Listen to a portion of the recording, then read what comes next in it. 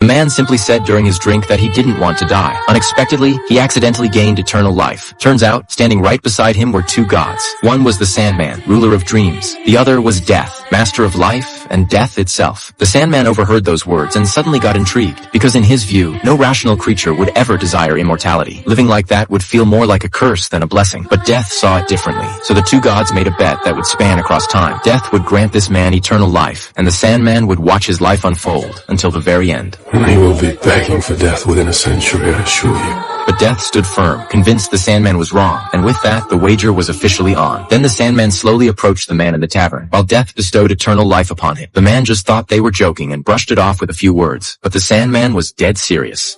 In this tavern of the White Horse, in 100 years.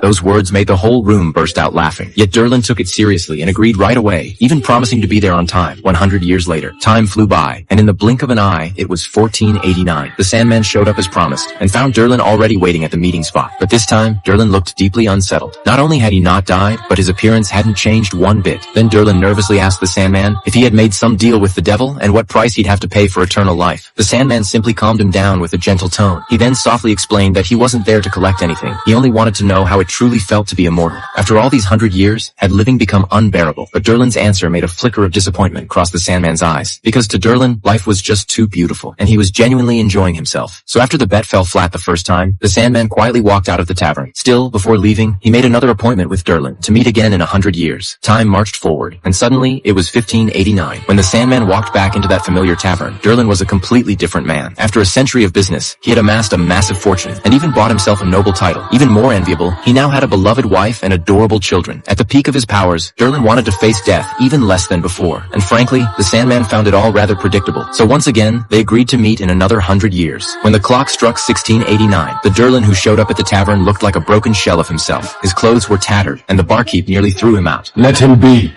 He is my guest. Then Derlin poured out a century's worth of misery to the Sandman. The loss of his wife and children had completely destroyed him, and because he never changed residences, his secret of agelessness was fully exposed. In the end, the townsfolk branded him a sorcerer and tossed him straight into the ocean. He couldn't die, yet he endured torture far worse than death itself. And at that moment, the Sandman asked with renewed hope, "So now, do you still want to keep on living?" But Derlin's answer once again caught the Sandman off guard, because he still wanted to live. Death meant everything was over, and only by staying alive was there any chance of a comeback. However, just as the two were speaking, an artist on the second floor of the tavern quietly sketched their likeness, and a conspiracy stretching across centuries was about to begin.